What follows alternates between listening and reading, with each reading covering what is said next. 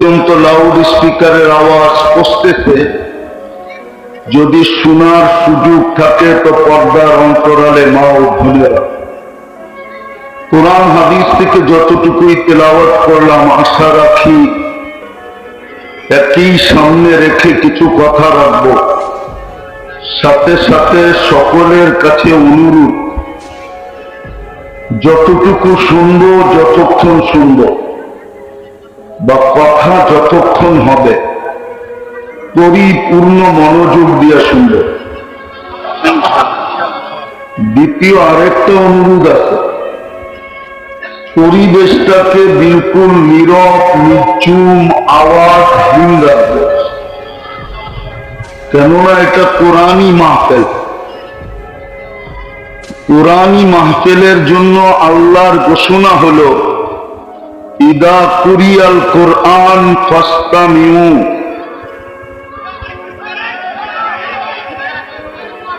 ইদা কুরিয়াল কোরআন ফাসতামিউ, যখন কোরআনী কথা শুনো বা ডাইরেক্ট কোরআন শুনো, পরিপূর্ণ মনোযোগ দিয়ে শুনো। দ্বিতীয় আল্লাহর আদেশ হলো আনসিতু, পরিবেশটাকে বিলকুল নীরব, নির্জুম রাখো। তাইলেই কিন্তু আয়োজনটা সফল হবে, আর না হলে আয়োজনটা সফল হবে না। মনোযোগ, মনোযোগ, তাইলে কিন্তু আয়োজনটা সফল হবে না। কেননা পুরস্কার না মিললে আয়োজন সফল হবে না।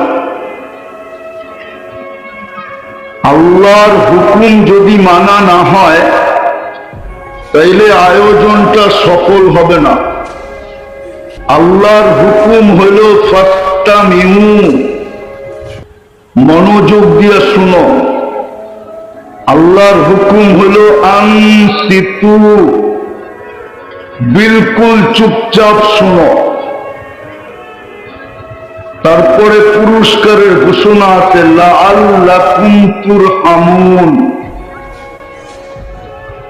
তাইলেই কিন্তু রহমতের ছোঁয়া লাগবে, আর নাইলে রহমতের ছোঁয়া লাগবে না। সময়টাও কেটে যাবে, জীবনটাও কেটে যাবে। আমি কোনদিন সোনায় রূপান্তরিত হতে পারবো না। পরশ পাথরের ছোঁয়া লাগলে যেরকম লোহাও সোনা হয়, আল্লাহর রহমতের ছোঁয়া লাগলে আমিও সোনায় রূপান্তরিত হব। আর দুনিয়াতে মানুষ স্বর্ণ কিনে কাগজ দিয়া, কি দিয়া, কি দিয়া, কি দিয়া, কারেন্সি সব কাগজের তৈরি। কি শুধু ছাপের পার্থক্য, ছাপ। যেই দেশ ছাপ দেয় ওই দেশের টাকা হয়, ঠিক না? আসল কি? কাগজ। আল্লাহ বলে, তোমাকে সোনা বানাও, আমি তোমাকে কিনবো জান্নাত দিয়া। কি দিয়া না?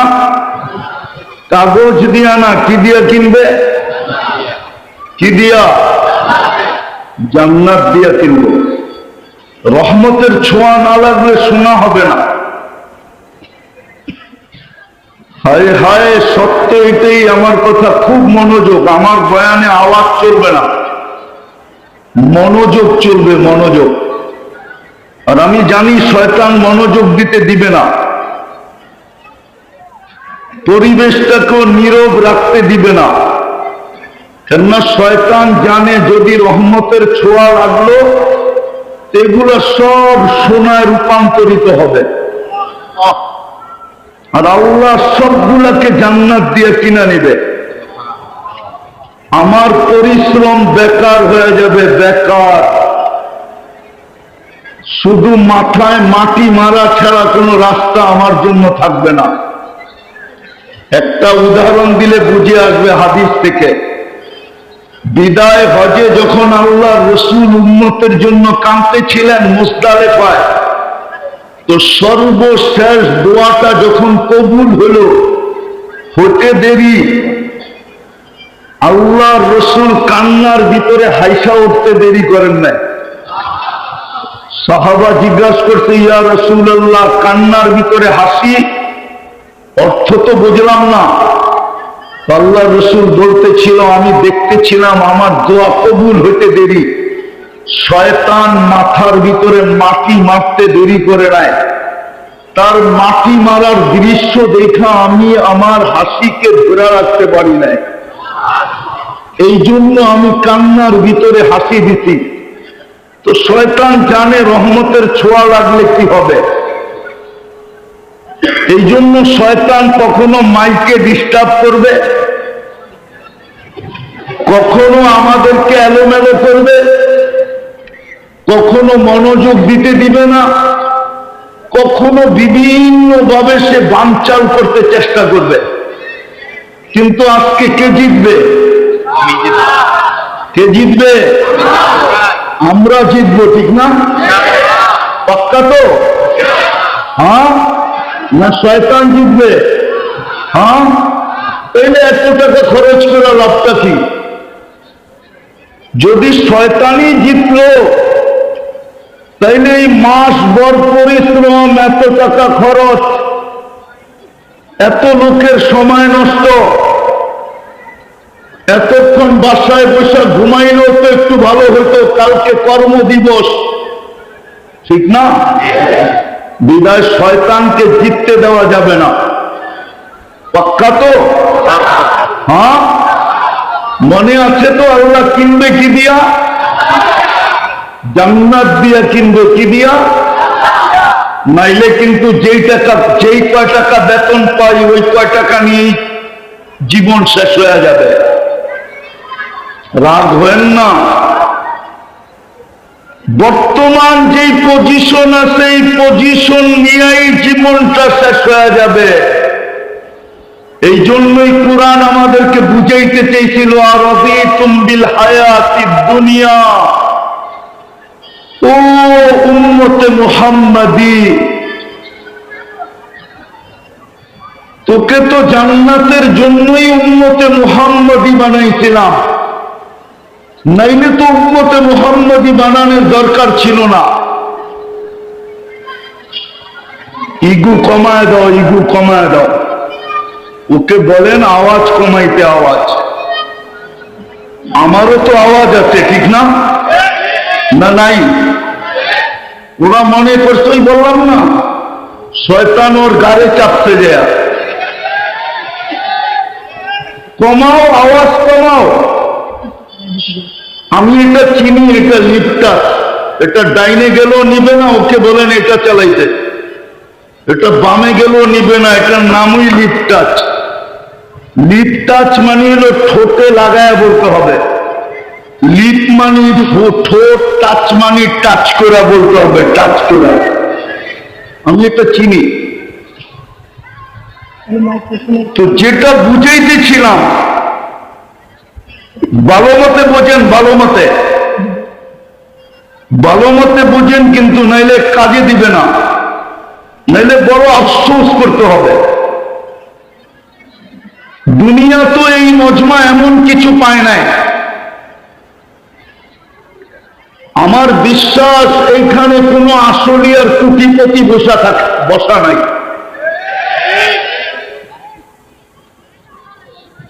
আসলিয়ার কোনো কুটিপতি এখানে বসা নাই।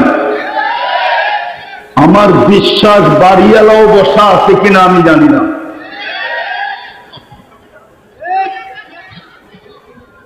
যদি ভালো মতে না বুঝলাম, তাহলে কিন্তু জীবনটা কেটে যাবে। এটাকে ধরে রাখার কোনো পদ্ধতি আমাদের কাছে নাই।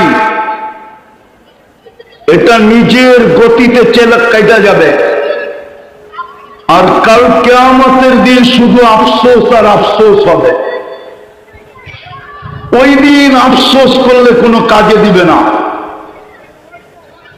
যদিও আল্লাহওয়ালার কথাই সত্য ছিল হাদিসের আলোকে, আজকে যদি মাসির মাথা পরিমাণ পানিও যদি চোখের কোণায় আখেরাতের ভয়ে, কবরের ভয়ে, মৌতের ভয়ে, দোজখের ভয়ে, আল্লাহর ভয়ে যদি চোখের কোণায় উদিত করতে পারি, তাইলে আজকে দোজখকে নিবানের জন্য এতটুক পানি যথেষ্ট হবে।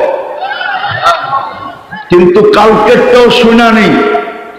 আল্লাহ রসুল বলতে কালকে কানতে কানতে কানতে কানতে যেরকম পাহাড় থেকে পানি পড়তে পড়তে পড়তে পড়তে একদিন নদীতে রূপান্তরিত হয়।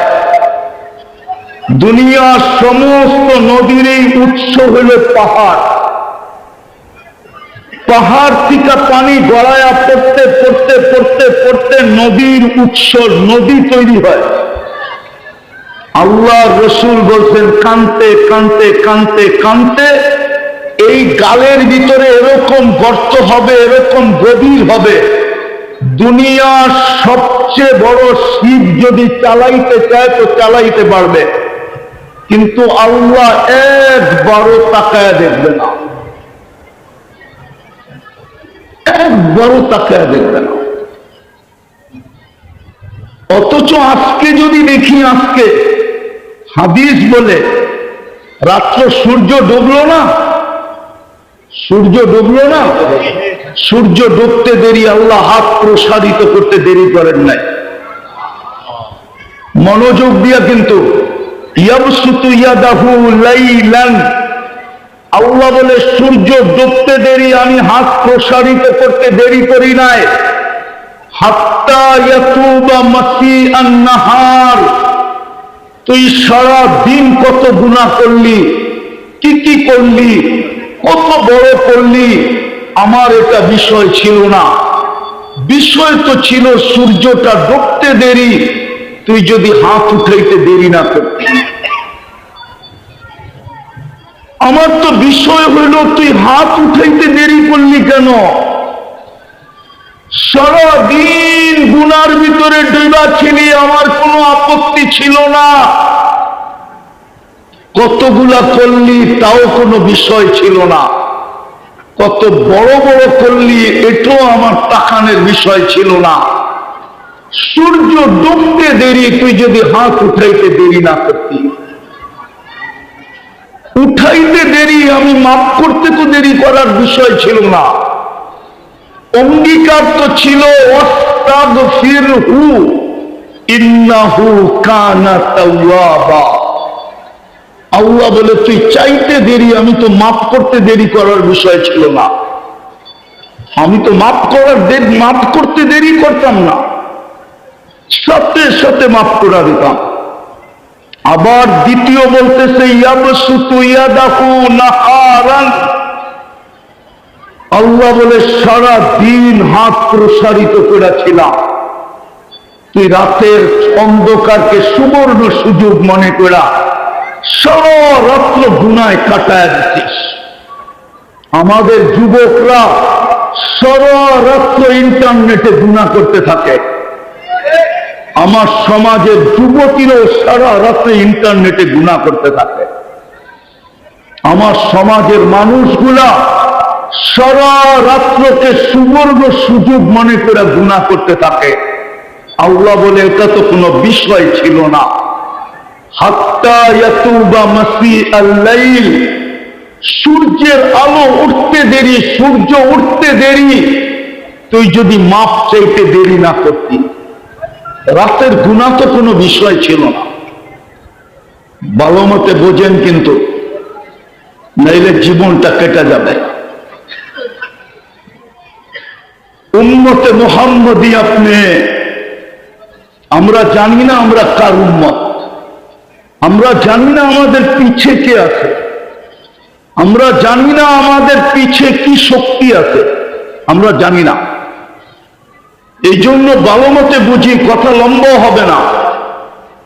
অল্পতেই বুঝলে অল্পতেই বুঝবে, না বুঝলে সারা রাত্র বুঝাইলেও বুঝবে না। জিন্দেগি গড়তে চাইলে অল্প কথাই যথেষ্ট। এই জন্য আমি কথাকে গুছায় নিয়ে আসতেছি। শোনা না হলে আল্লাহ জান্নাত দিয়া কিনবে না, স্বর্ণ হইলেই কিনবে। আর আল্লাহর রহমতের ছোঁয়া ছাড়া মানুষ সোনা হবে না, না, না, না।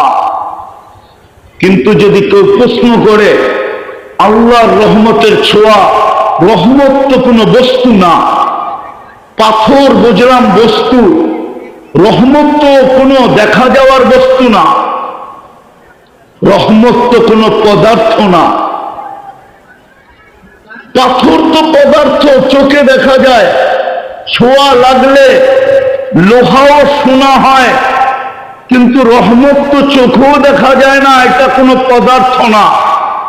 আল্লাহ বলে এই জন্যই তো আমি বন্ধুকে রহমত বানায়া পাঠাইছি, যাতে তোর চোখে পড়ে। এই জন্যই তো বন্ধুকে রহমত বানায়া পাঠাইছি, রহমাতাল লিল, রহমাতাল লিল। বন্ধুকে এই জন্যই তো রহমত বানায়া পাঠাইছি, যেন তুমি সোনা হইতে পারো। এই জন্যই তো বলে বন্ধুর রঙে রঙিন হইতে দেরি।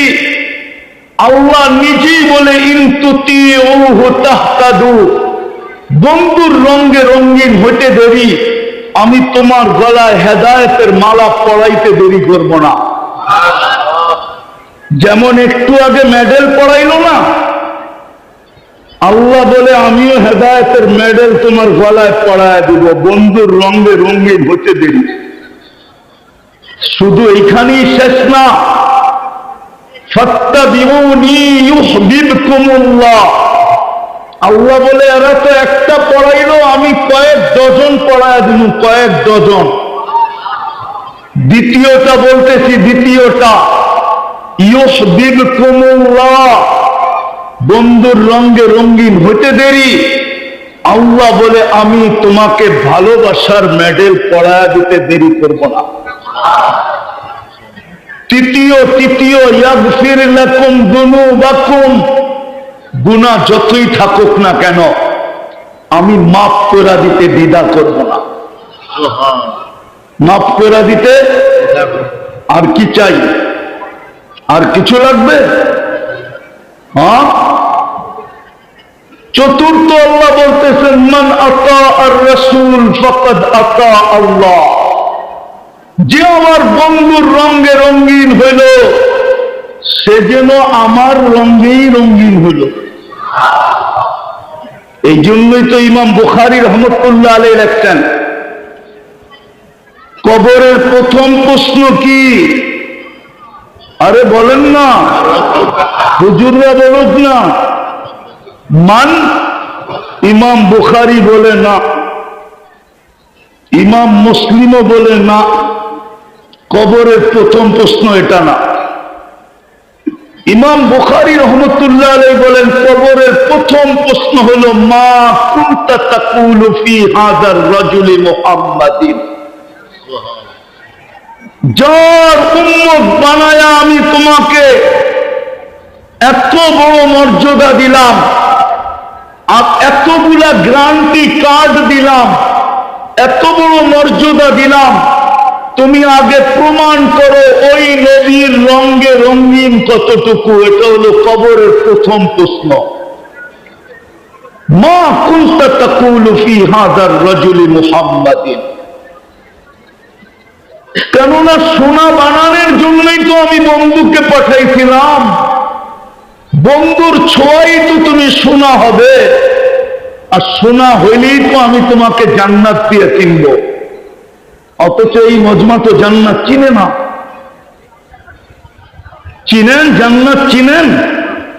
শুধু শব্দটা চিনি, জান্নাত তো চিনি না, ঠিক না? আরে চিনি, জান্নাত চিনেন? হ্যাঁ, জান্নাত যদি চিনতাম তো আসলিয়ার অবস্থা এরকম হতো না। জান্নাত যদি এই উম্মত চিনত তো এই উম্মতের এরকম অবস্থা হতো না, উম্মতের দুর্দশা হতো না, দুর্দশা। উম্মত আজকে দুর্দশার শিকার, উম্মত আজকে বড় দুর্দশার শিকার। হায় হায়, আল্লাহ মনে হয় আজকে উম্মতের দিকে তাকায়া দেখেন না। তাকানের দ্বারা আমি যা বুঝাইতে চাইতেছি ওটা ওলামা বুঝবে। আল্লাহ মনে হয় উম্মতের দিকে এখন আর তাকায় দেখেন না। যদি তাকায় দেখতেন তাইলে একজনের জন্য ফেরেশতা পাঠাইলেন, 30 লক্ষ ফিলিস্তিনের জন্য কেন ফেরেশতা পাঠান না? গাজায় তো 30 লক্ষ মুসলমান, কোথায় ফেরেশতা? আজ পর্যন্ত তো ফেরেশতা দেখলাম না। হুজুররা দেখছে কিনা আমি জানি না, আমি তো দেখি নাই। কি আপনারা দেখছেন ফেরেশতা? হ্যাঁ, ওই গাজা, ওই ফিলিস্তিন। আপনারা মিডিয়ায় ফিলিস্তিন দেখছেন, আমি এই 2 চোখে ফিলিস্তিন দেখছি। একটু মনোযোগ, নাইলে কথা বুঝে আসবে না। এই দুরবস্থা কেন হবে? একজনের জন্য ফেরেশতা চলে আসছে, তাও 4র্থ আকাশ থেকে। প্রমাণ চান? প্রমাণ কিতাবে লেখা আছে, ওলামা কিতাব উঠাইলে পাবে। হায়াতুস সাহাবায় লেখা আছে, সাহাবিয়ে রসুলকে ডাকাতে ধরছে, বলছে তোমার মাল নিয়ে নিব। কয় নিয়ে আনে? তোকে হত্যা করবো। তাইলে তো ভালোই হয়, আল্লাহর কাছে যাওয়া সহজ হবে। বলতে তোর কোনো আশা আকাঙ্ক্ষা? বলে একটা, যদি তুই অনুমতি দেস। বলে সেটা কি? 2 রাকাত নামাজ পড়া নেই, চলেই তো যাব। সর্বশেষ আমলটা যেন নামাজ হয়। নামাজ বস 2 রাকাত পড়তে যে কয় সেজদা দিতে হয়? আরে 2 রাকাতে কয় সেজদা? 4র্থ সেজদায় যে একটা চিৎকার দিছে, ইয়া মুগীস আগিসনি, ইয়া মুগীস আগিসনি। চিৎকার দিতে দেরি, 4র্থ আকাশ থেকে ফেরেশতা নির্বাচিত হতে দেরি হয় নাই। দ্বিতীয় চিৎকার দিতে দেরি, 4 আকাশ অতিক্রম করতে দেরি করে নাই। তৃতীয় চিৎকার দিতে দেরি, মাথার কাছে আইসা ডাকাতকে জাহান্নামে পৌঁছাইতে দেরি করে নাই। ডান দিকে দাঁড়ানো ছিল, সালাম কখন ফিরাবে? সালাম ফিরায় যখন তাকাইতে দেখে সুদর্শন যুবক, চেহারার থেকে 14 তারিখের চাঁদের চেয়েও বেশি আলো ছিটকায় পড়তেছে, মুখে মুস্কি, ঠোঁটে মুস্কি মুস্কি হাসি, খোলা তরবারি হাতে। জিজ্ঞাসা করতে, তুমি কে? বলছে আশ্চর্যের বিষয় তো, তুমি তো ডাইকা আনলা, আবার তুমি জিজ্ঞাসা করো তুমি কে? তো বলছে আমি ডাইকা আনলাম। বলে তুমি কি শেষ সেজদায় চিৎকার দাও না, ইয়া মুগীস আগিসনি? ওই মুগীসেরই প্রেরিত আমি। বলছে আমার এটা আমার ব্যক্তিগত বৈশিষ্ট্য? বলছে না, তোমার মতো নামাজ কিয়ামতের সকাল পর্যন্ত যে উপহার দিবে, আমি ওর জন্য বেঁচে থাকবো। আজকে তো 30 লক্ষ ফিলিস্তিন চিৎকার দিতেছে, লক্ষাধিক মাটির নিচে চলে গেছে, 1 বোতল পানির জন্য জান দিতেছে, একটা রুটির টুকরার জন্য বাচ্চারা মারা যেতেছে, হাজার হাজার ট্রাক দাঁড়ায় আছে পণ্য নেয়া, একটা বোতল পর্যন্ত ঢুকতে দেওয়া হইতেছে না।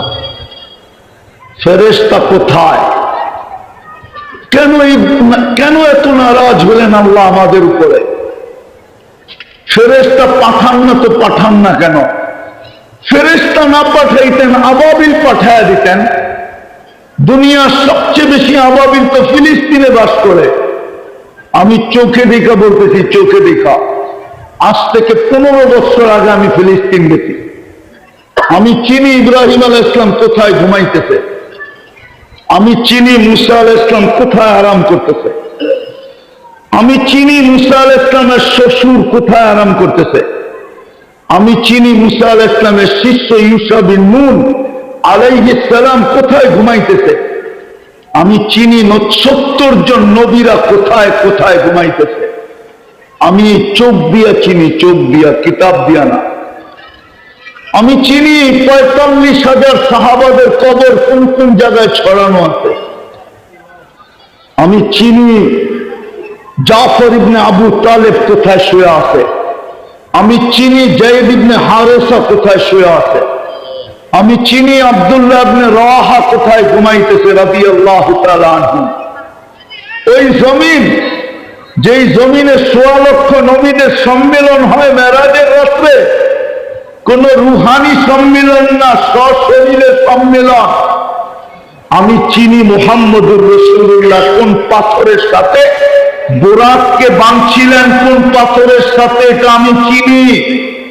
কোন জায়গায় দাঁড়ায় ইমামতি করছিলেন এটাও চিনি। কোন পাথরে পিঠ লাগায় খুতবা দিছিলেন এটাও চিনি। আর কি বলবো আপনাদেরকে? ওই জমিনে ফেরেশতা কেন নামে না? এই উম্মত তো জান্নাত চিনে না, শুধু শব্দ চিনে। এই উম্মত তো নিজের পরিচয় জানে না, যে আমি কার উম্মত। নারীও জানে না, পুরুষও জানে না। রাগ হয়ে যাবেন, রাগ বলবো? হ্যাঁ বলবো? হ্যাঁ, হায় হায় হায়। আসলিয়ার শ্রমিকরা রাগ হয়েন না, পায়ে হাত রাখি।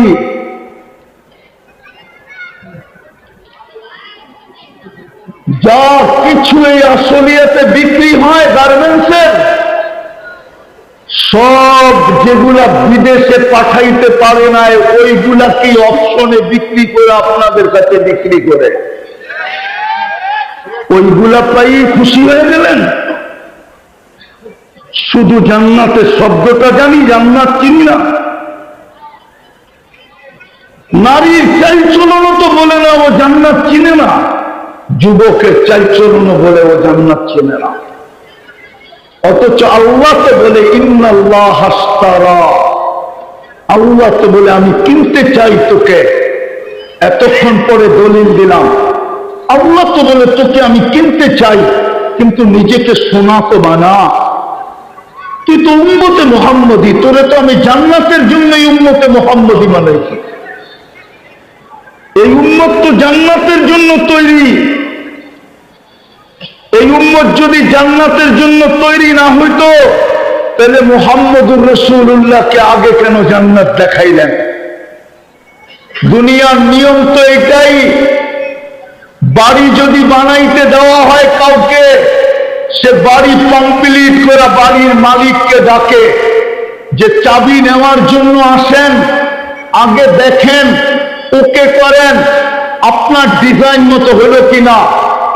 ওকে করার পরে আমি আপনার হাতে চাবি বুঝায় দেব। আর যদি আপনার পছন্দ না হয়, ডিজাইন মতো না হয়, তাহলে চাবি নেওয়ার আগ পর্যন্ত আমার কাছে ক্লেম করতে পারবেন। আমি ইচ্ছা হইলে ডিজাইন চেঞ্জ করে দিব, পরিবর্তন করে দিব, কিন্তু চাবি বুঝা নেওয়ার পরে আর আপনি আমার কাছে ক্লেম করতে পারবেন না। আল্লাহ মনে হয় বন্ধুকে এই জন্যই ডাইকা নিয়ে গেছেন, বন্ধু জান্নাত আপনার জন্য আর আপনার উম্মতের জন্য। আমি বানায় ফেলছি, আয়েশা একটু দেখা ওকে করে দেন। এই জন্যই তো ওনাকে নিয়ে গেছেন, অন্য কোন নবীকে তো জান্নাত দেখান নাই, সবাইকে শুনাইছেন, দেখান নাই। বন্ধুকে নিয়ে দেখায় দিতেন, ওকে করেন। বোঝা গেল এই উম্মত জান্নাতের জন্য। কুরআনও বলে ইন্নাল্লাহ আশতারা মিনাল মুমিনিনা আনফুসাহুম ওয়া আমওয়ালাহুম বিআন্না লাকুমুল জান্নাহ। আল্লাহ বলে তোকে কিনতে চাই জান্নাত দিয়া, কিন্তু শর্ত হলো সোনা বানা। আল্লাহ সোনা বানাইতে হলে কি করতে হবে? রহমতের ছোঁয়া লাগতে হবে। রহমতের ছোঁয়া লাগাবো তো লাগাবো কি তোরা? আল্লাহ ঘোষণা দিতেছে, বন্ধুকে তো রহমত বানায় পাঠায় দিলাম। বন্ধুর রঙে রঙিন হইতে দেরি, তুমি ছোঁয়া সোনা হইতে দেরি হবে না। আরে চিনেন জান্নাত? চিনেন? চিনেন জান্নাত? আরে হানা বলেন না, চিনেন না? হায় হায়, এই উম্মত জান্নাত চিনে না। কেননা জান্নাতের তো আলোচনা হয় না। হলে না জান্নাত চিনত, তাইলে তো সব ভিতরে পয়দা হতো।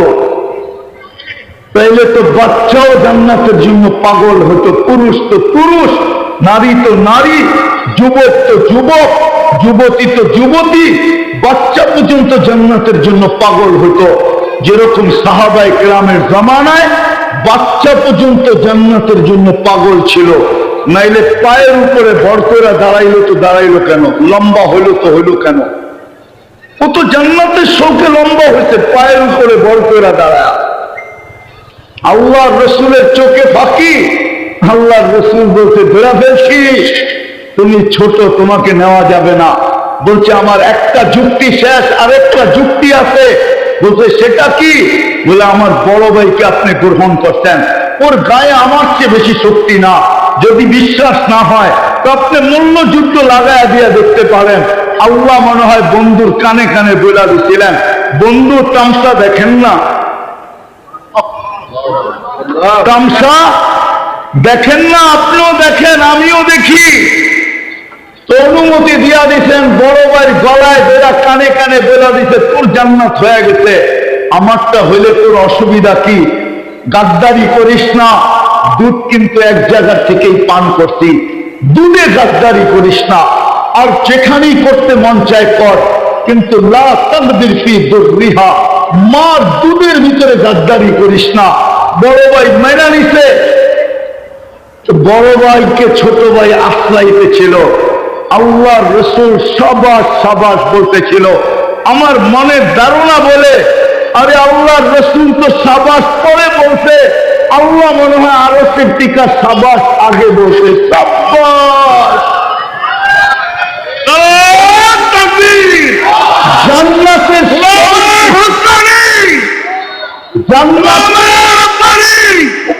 জান্নাতের সব দেখা আল্লাহ আগে বলছে বন্ধু সাবাস, আল্লাহ রসুলও বলছে সাবাস। গ্রহণ করছেন, এতটুকু জান্নাতের সব ছিল। ওনারা জান্নাত চিনতেন।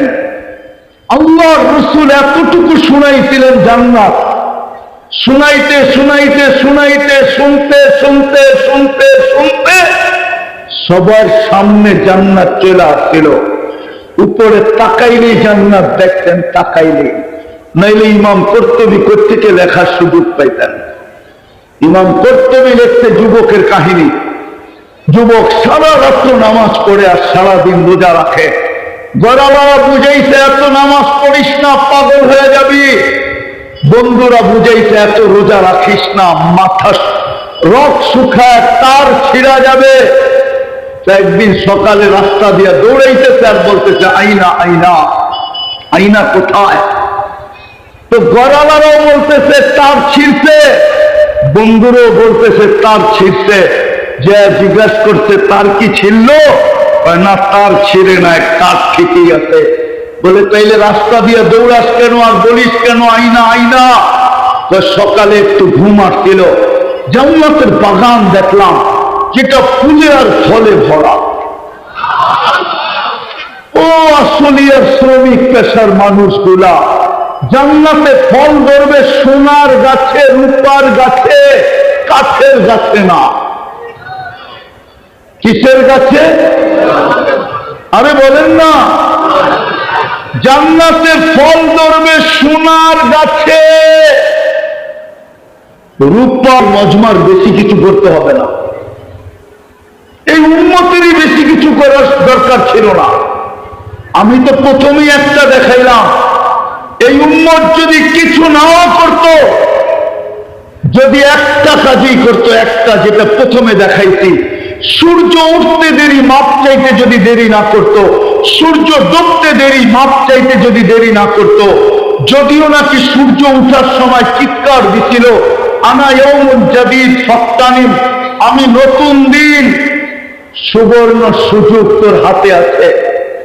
আবার ডুবার সময় বলতে বলতে ডুবছিল লান আউদ ফি হায়াতিকা আবাদা, হতে পারে কাল সকালে তুমি আর আমাকে উঠতে দেখবে না, সুবর্ণ সুযোগ তোমার হাতে এখনো আছে, হাত উঠাইতে দেরি, মাফ করতে দেরি করবো না। হায়, একটা উদাহরণ দিলে বুঝে আসে কিনা দেখি। এখন কিন্তু আল্লাহ আমাদেরকে ডাকতেছে, রাতের 3 ভাগের 1 ভাগ অতিবাহিত হয়ে গেছে অনেক আগে। এখন কিন্তু আল্লাহ প্রথম আকাশে বন্ধুর উম্মতকে ডাকতেছে, হাল মিন মুস্তাগফির ফাগফির আলা, কে আসিস মাপ চাবি, আমি মাফ করার জন্য চলে আসছি তোদের দুনিয়ার আকাশে, তোদের বাড়ির ছাদে চলে আসছি, ছাদে। আমাদের দুনিয়ার ছাদ এই প্রথম আকাশে। ইমাম বুখারী রহমতুল্লাহ আলাইহি লেখেন, হাল মিন মুস্তাগফির ফাগফির আলা, কে আসিস, ডাকতেছে ডাকতেছে। যে আল্লাহ ডাইকা ডাইকা মাফ করে, ওই আল্লাহর কাছে মাপ চাইলে কিরম মাফ করবেন? একটা করলেই তো হতো। কিন্তু এই মজমা বলুক না যে আমি 24 ঘন্টার ভিতরে একবার একাএকি নির্জনে হইয়া একাগ্র চিত্তে হাত উঠাইয়া আল্লাহকে বলি, আল্লাহ মাফ করে দেন। এরকম অভ্যাস এই মজমায় কয়জনের আছে? একজনও তো পাওয়া যাবে না। যে যার সারাদিন পরে নির্জনে বসা একাকী হইয়া একাগ্র চিত্তে এই কথা বলা যে আল্লাহ সারাদিন তো কিছু করতে পারলাম না, এখন তো ঘুমায়া যাব, সুযোগও তো নাই, নাইলে ক্লান্তি দূর হবে না, কালকে আবার কর্মে যাব, তো যাব কি করে, আমি তোমার কাছে মাপ চাই। একজনও তো নাই এই মজমায়। মাপ চাইলেই তো হতো, মাপ চাইলেই তো হতো। ইয়া কুম ইস্তাগফিরু রাব্বাকুম ইন্নাহু কানা গাফফারা। কোরআনে তো এক জায়গায় বলেন নাই, হাদিসে তো এক জায়গায় বলেন নাই। হায় হায়, একটা হাদিস শোনাবো, সময় আছে শোনাবো। এই উম্মতের তো মাপ চাইতে হয় না। এই উম্মত যদি চিন্তা করতে করতে করতে করতে এই পর্বে যে পচা মাথা ধরা চিৎকার দেয়, হয় আমি বুঝি শেষ। আমি হাদিসের শব্দ দিতেছি, ফালাম্মা তায়াক্কানতা বিল বাওয়ার ওয়া যানানতা আন্নাকা মিন আহলিন নার মানাহতু ইলাইকা রিদওয়ানি ওয়াল্লাইতু ইলাইকা গুফরানি ওয়া কুলতু লাকা লা তাহজান গফারতু লাকা যুনুবা ওয়াল আওসার ওয়া লিআজলিকা সাম্মাইতু নাফসি আল আজিজুল গফফার। আফসোস যদি মজমা আরবি বসত। আল্লাহ তো বলে, বন্ধুর উম্মত তুই চিন্তা করতে করতে যদি মনে মনে এই সিদ্ধান্তে পৌঁছলি যে আমি বুঝি দুযোগী হয়ে গেলাম, আল্লাহ বলে এই সিদ্ধান্তে পৌঁছতে দেরি, আমি তোকে রেজার চাদর দিয়া ঢাকতে দেরি করি না, মাগফিরাতে ডুবাইতে দেরি করি না, ছুটা আইসা তোর পিঠে হাত রাখতে দেরি করি না, আর চিৎকার দিয়া বলতে দেরি করি না। চিন্তার কোনো কারণ নাই, তোর এই ভাবনা তোর গুনাহকে মাফ করায়। তোর জন্যই তো আমি আজিজুল গফফার। কিন্তু এই মজমা তো সারাদিনে একবারও মাপ চায়, একবারও মাপ চায়। আরে প্রস্তুতি নিতে রাজি? হ্যাঁ, তাহলে সর্বপ্রথম কাজ যেটা করতে হবে, আজকে মনের ঠিকা তওবা করতে হবে। পারবেন? কে কে পারবেন দেখি? মনের ঠিকা কিন্তু পাক্কা? তাহলে বলেন, আল্লাহ অতীত থেকে তওবা করলাম। নামান আপনি যদি মনের ঠিকা বলে থাকেন গুনাহ মাফ, কোরআনে হাত দিয়ে বলা যায় গুনাহ মাফ, কসম খায়া বলা যায় নিষ্পাপ, কোনো গুনাহ নাই। বাকি 2-3টা কাম করতে হবে। পারবেন? পারবেন? বলবো বলবো বলবো, সবাই পারবেন? কে কে পারবেন দেখি? পাক্কা? নামান প্রথম সহজ, যখনই ঘুমাইতে যাব, যখনই আমি ঘুমাইতে যাব, আল্লাহর কাছে মাপ চায়া ঘুমাবো। পারবেন? মনে থাকবে? না থাকবে না, না না থাকবে না। শয়তান থাকতে দিবে না। এইখান থেকে উঠা গেলেই মনে থাকবে না। কোরআন বলে ওয়ামা আনসানিহু ইল্লা শাইতান, শয়তান মনে রাখতে আমাদেরকে দিবে না। এই জন্য আমি একটা পদ্ধতি বলতেছি, যদি আমল করতে পারে, একটা সাদা কাগজ নিবেন আর ওই সাদা কাগজে লিখবেন, একটা সাদা কাগজ নিবেন, ওই সাদা কাগজের ভিতরে লিখবেন বড় অক্ষরে,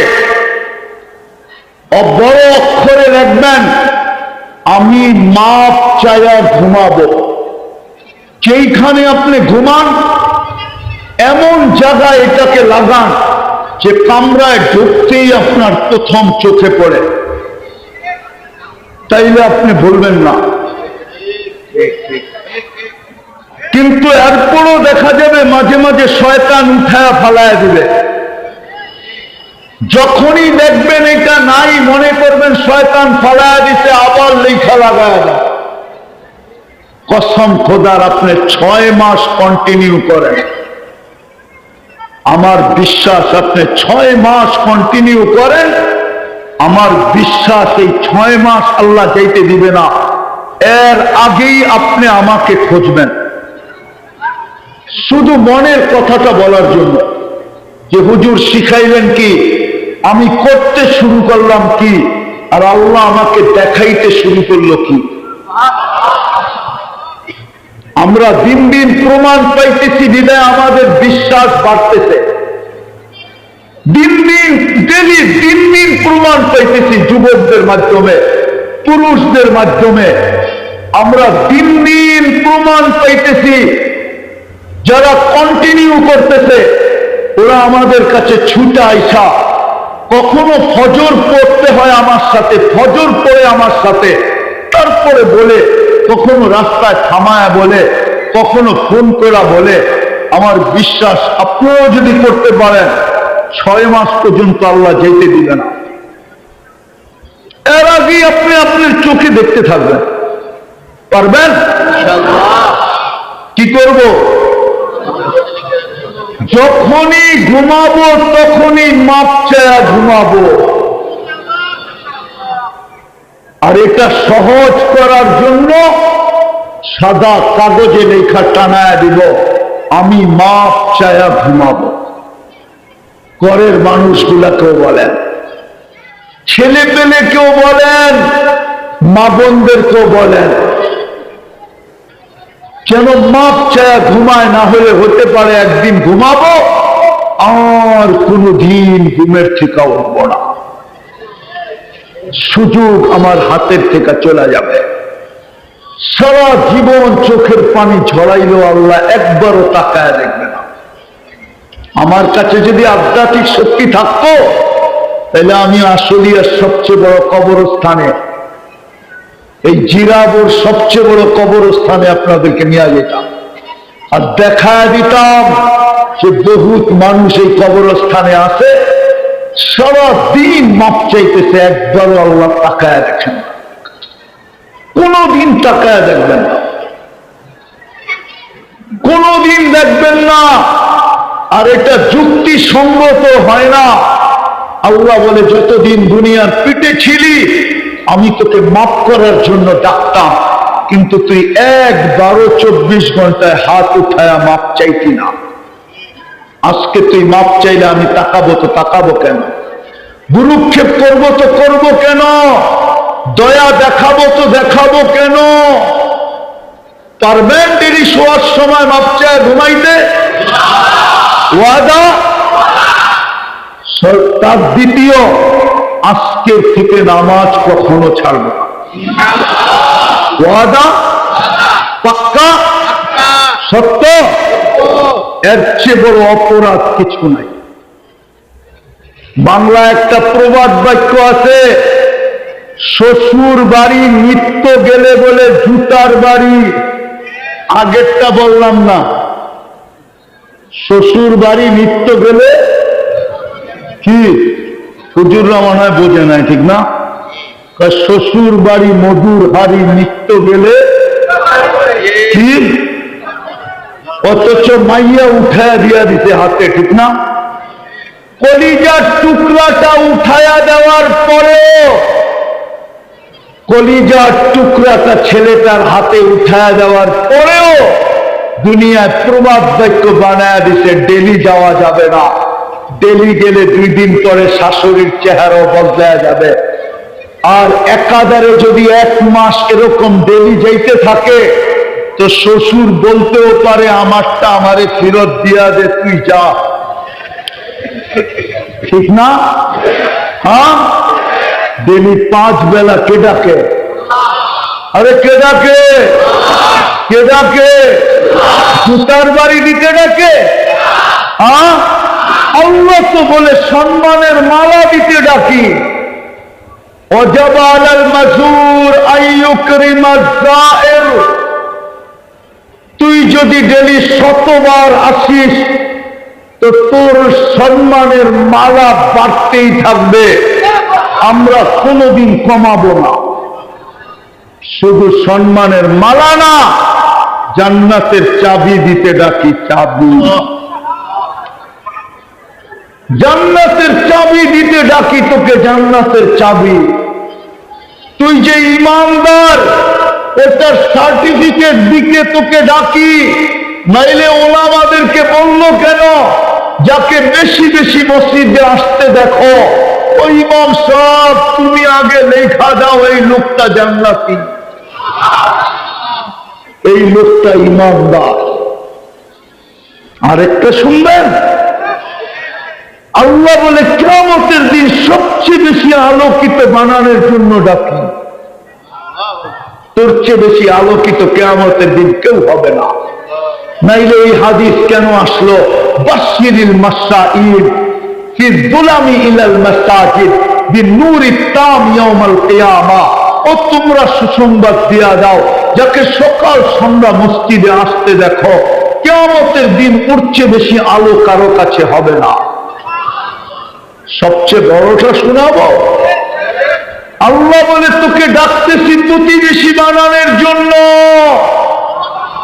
যেদিন কিয়ামতের দিন আমি ফেরেশতাদেরকে জিজ্ঞাসা করবো, আইনা জিরানি, আমার প্রতিবেশীরা কোথায়? ফেরেশতা বলবে সুবহান ওয়ালাকাল জিরান। ও আল্লাহ, আপনি তো পুত পবিত্র, আপনার আবার প্রতিবেশী হইলো তো হইলো কে? আপনার এইখানে আসলো তো আসলো কে? আপনি তো একাই ছিলেন এইখানে, সারা জীবনে তো একজনই আসলো, দ্বিতীয় কেউ তো আপনার এইখানে আসলো না। সারা জীবনে তো মুহাম্মদুর রাসূলুল্লাহ একবার আরশে গেল, আর কেউ তো গেল না। আল্লাহ ফেরেশতাদেরকে বলবে, তুই কি চিনিস না আমার ঘর দুনিয়াতে ছিল, যারা আমার ঘরে বেশি বেশি আসা যাওয়া করতো ওরাই তো আমার প্রতিবেশী, ওদেরকে ডাক আর আমার ডান পাশে বসা। কে ডাকে 5 বেলা? আরে আসলি আর শ্রমিকরা কে ডাকে? কে ডাকে? আরে শুধু আল্লাহ ডাকলে তো মনকে বুঝাইতে পারতাম। শুধু আল্লাহ তো ডাকে না, রহমান তো ডাকে, রহিম তো ডাকে, মালিক তো ডাকে, কুদ্দুস তো ডাকে, সালাম তো ডাকে, মুকমিন তো ডাকে, মুহাইমিন তো ডাকে, আজিজ তো ডাকে, জব্বার তো ডাকে, মুতাকাব্বিরুল খালিকুল বারিকুল মুসাব্বিরুল গফফারুল কহ্হারুল ওয়াহাবুর রাজ্জাকুল ফাত্তাহুল আলিমুল قابض الباسط الخافض الرافع المعز المذل السميع البصير الحكم العدل اللطيف الخبير الحليم العظيم الغفور الشكور العلي الكبير الحفيظ المقيت الحسيب الجليل الكريم الرقيب المجيب الواسع الحكيم الودود المجيد الباعث الشهيد الحق الوكيل القبيض المتين الولي الحميد الموصي المبدي المعيد المحيي المميت الحي والقيوم الواجد الماجد الواحد الاحد الصمد القادر المقتدر المقدم المؤخر الاول والاخر الظاهر والباطن الوالي المتوالي البر التواب المنتقم العفو الرؤوف مالك الملك ذا الجلال والاكرام المقسط والجامع والغني والمغني المانع الضار النافع النور الهادي البديع والباقي الوارث والرشيد الصبور جل جلاله 99 পদের মালিক আল্লাহ।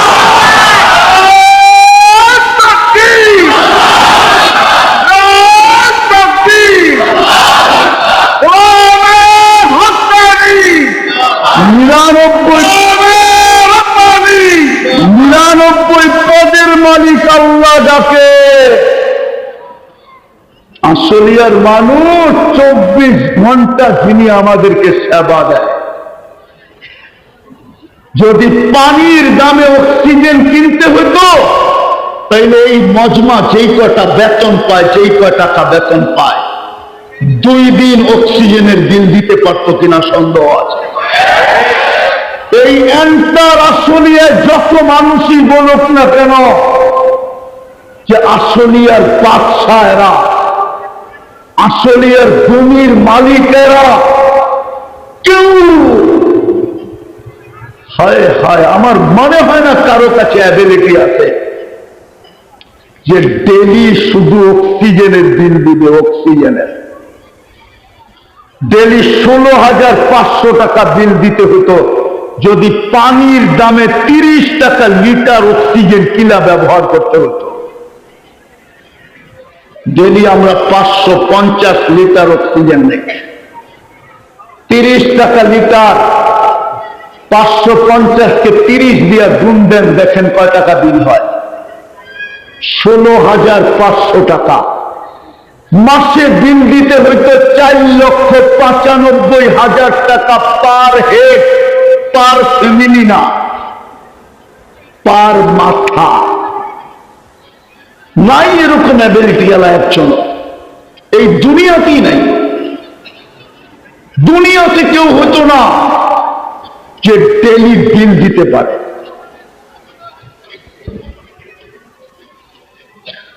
কে দেয় বিল? কে দেয়? কে দেয়? হ্যাঁ, ওই আল্লাহ যাকে যে ডেলি 16,500 টাকা পেড করে। শ্রমিক পেশার মানুষগুলো রাগ হয় না। জিহ্বা যদি আমাদেরকে 7 চেক করে না দিত তাইলে সকালে আর ফ্যাক্টরিতে যাওয়ার স্রোত কি হয় এখানে, এর চেয়ে বেশি প্লেট হাতে নিয়ে স্রোত হইতো প্যাথোলজি সেন্টারের সামনে, যে আমাকে 7 চেক করে দাও, আমাকে নাস্তা করতে হবে। তাইলে বোঝা যেত কয় টাকা ডেলি দিতে হয়। জিহ্বা 7 চেক করে দেয়, 1 টাকা বিল নেয় না। আবার আজ পর্যন্ত কোন ভুল রিপোর্ট দেয় নাই।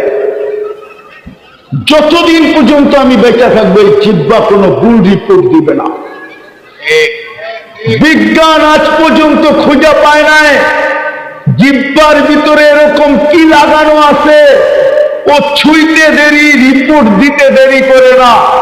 আজ পর্যন্ত বিজ্ঞান এই জিহ্বায় কোনো উপাদান খুঁজে পায় নাই। পাইলে এতদিনে মেশিন বানায় ফেলতো। ওই আল্লাহ ডাকে 5 বেলা, এর চেয়ে বড় অপরাধ কিছু নাই। এর চেয়ে বড় অপরাধ কিছু নাই, এর চেয়ে বড় অকৃতজ্ঞতা কিছু নাই, এর চেয়ে বড় নিমক হারামি কিচ্ছু নাই। আব্দুল কাদের জিলানী রহমতুল্লাহ আলাইহি লেখেন, শুকর পর্যন্ত সকালবেলা বলে, আল্লাহ প্রশংসা তোমার, আমি এখনই চক্ষু খুলব, কিন্তু আমার প্রথম দৃষ্টিটা কোনো হিন্দুর উপরে পড়ে পড়ুক, ইহুদির উপরে পড়ে পড়ুক, খ্রিস্টানের উপরে পড়ে পড়ুক, বৌদ্ধর উপরে পড়ে পড়ুক, কোন বিধর্মীর উপরে পড়ে পড়ুক, কোন খোদা দ্রোহীর উপরে পড়ে পড়ুক, কিন্তু কোন বেনমাজির উপরে যেন না পড়ে। পড়বেন নামাজ? পড়বেন? পড়বেন? পড়বেন? এই মজমার জান্নাত এতটুকুই কমপ্লিট হয়ে যাবে যদি ডেলি মাপ চাইলো আর ডাক দিতে দেরি, দৌড় দিতে দেরি করলো না। এতটুকুই যদি এই মজমা করলো, রোজা তো বৎসরে একবার আসে। রোজা তো বৎসরে কয়বার আসে? কয়বার আসে? কয়বার আসে? এই মজমার জন্য তো রোজা এমনি সহজ। কি সত্য না? রাগ হয়ে যাবে? মন মতো জীবনে কবে খায়া দেখতে পারছি, মন মতো জীবনে কবে পড়া দেখতে পারছি, মন মতো জীবনে কবে এই মজমা চলা দেখতে পারছে, মন মতো এই মজমা কবে বাড়িঘর বাড়া ফেরা দেখতে পারছে। এই মজমার জীবন তো এরকমই চলতেছে, এদিক দিয়া ডাকলে আরেক দিক দিয়া খোলা যায়, আরেক দিক দিয়া ডাকলে আরেক দিক দিয়া খোলা যায়। বিদায় এই মজমার জন্য তো রোজা এমনি সহজ, মনে হয় বুঝাইতে পারি না, ঠিক না? এটাই তো মনে হয় হাদিসে বলছিল, আমিনু আলা রব্বিকুম, ইমাম তো মাত্রই করে দিয়েই পাঠাইছিলেন, সাল্লু খামসাকুম, 5 ওয়াক্ত নামাজ পড়ো, সুমু শাহরাকুম, রমজান আসলে রোজা রাখো, মুতু আদখুলু জান্নাত রব্বিকুম, মরো আর জান্নাতে যা সোজা ঢুকো। সুবহানাল্লাহ। হায় হায়, পারবো পড়তে নামাজ? হ্যাঁ হ্যাঁ। আরেকটা কথা, হাতে পায়ে হাত দিয়া বলি, মানবো তো? হ্যাঁ মানবো তো? আলেম ওলামারা আমাদেরকে যেইভাবে চালাবে আমরা ওইভাবে এদের সঙ্গে তাইকা চলবো। পারবেন? পারবেন? আলেম ওলামারা আমাদেরকে যেইভাবে চালাবে এদের সঙ্গে থাইকা ওইভাবে চলবো। আরেকটা কথা, পায়ে হাত দিয়া বলি, কোনোদিন আঙ্গুল উঠাবো না। পারবেন? চলবেন? আরে চলবেন নাকি? পাক্কা ওয়াদা? সত্য? হ্যাঁ। তাহলে আমি আপনাদেরকে একটা গ্যারান্টি দিতে পারি, এই উম্মত দোজখে যাওয়ার হলেও ডাইরেক্ট দোজখে পাঠাবে না। হ্যাঁ হ্যাঁ, পুলিশ আসামি ধরতে পারে কিন্তু জেলখানায় পাঠাইতে পারে না। জেলখানায় পাঠানো হলো আদালতের কাজ। পুলিশ কোনোদিন আসামি ধরে ডাইরেক্ট জেলখানায় পাঠাইতে পারবে না, এটা কোনো রুলসই নেই। এই উম্মত জাহান্নামী হলেও ডাইরেক্ট জাহান্নামে পাঠাবে না। এই উম্মতকে আল্লাহ জমা করবে ওই রাস্তার চৌরাস্তায় যেখান দিয়ে আলেমরা জান্নাতে যাবে। যখন ওইখানে আলেমরা পৌঁছবে, আল্লাহ সবাইকে বলবে গেল দর, তো সবাই আলেমদেরকে ধরবে আর বলবে আপনাদের কথা মতো দুনিয়াতে চলছি, তারপরেও তো দোজখের অধিকারী হয়ে গেছি। শুনছি আপনারা সুপারিশ করলে নাকি আল্লাহ কবুল করবে, আমাদের জন্য হাত উঠান না। ওই দিন দেখবেন আপনি আলেমরা কি করে। সমস্ত আলেমরা বলবে আল্লাহ আমরা জান্নাতে যাব না না না না না। আল্লাহ বলবে কেন যাবে না? বলবে এরা তো আমাদের পিছেই চলছে, আমাদের কথা মতোই চলছে, আমাদের সাথেই চলছে, কোন কারণে হয়তো দোজখের অধিকারী হয়ে গেছে, এদেরকে না দিলে আমরা জান্নাতে যাব না না না না। আল্লাহর রহমত জোশে আসবে, আল্লাহ বলবে যে যাকে মনে চায় নিয়ে যাও। এই জন্যই হাদিসে আছে কিয়ামতের দিন উলামাদেরকে আল্লাহ সুপারিশের অধিকার দিবে। এক এক হাফেজ 10 জন নিয়ে যাবে, এক এক উলামা 400 জন নিয়ে যাবে। 400 কতজন? 400 জন। বাংলাদেশের আলেমদের জন্য কোটা পুরাইতে হলে বিদেশ থেকে আনতে হইব। আমাদের দেশে এত জনসংখ্যা নাই যে আমাদের এদের কোটা পুরা করতে পারবে। হাফেজদের কোটাই তো বাংলাদেশের জনগণ দিয়ে পুরা হবে না, বিশ্বাস করেন? মনে হয় করেন না আপনারা, ঠিক না? বাংলাদেশে কয় লক্ষ হাফেজ? কয় লক্ষ হাফেজ বাংলাদেশে? ওলামাদেরকে জিজ্ঞেস করেন কয় লক্ষ হাফেজ? হাফেজদের কোটাই তো পুরো হবে না, আলেমদের কোটা পত্রিকা বাংলাদেশে। এরা তো বিদেশ থেকে আনবে, 9 লাখলে 10 দিয়ে পূরণ দেন, কত হয় দেখেন, পূরণ দেন, পূরণ দেন, 9 লাখ 10 দিয়ে পূরণ দেন, কতগুলো হলে এক এক জনে 10 জন নিয়ে যাবে, এক এক জনে 10 জন। হায় হায় হায় হায়, ওদের কোটাই তো পুরা হবে না। ও কোন যেই ফ্যামিলিতে হাফেজ আছে ওই ফ্যামিলিতে মা বাবা মিলায়া ভাই বোন মিলায়া 10 জন নাই। কি নাই? 10 জন নাই। 10 জন নাই। এই জন্য পায়ে হাত দিয়া বলি, আলেমরা আলেমদের সাথে থাকবো, আলেমরা যেইভাবে চালাইতে চায় ওইভাবে চলবো ইনশাআল্লাহ।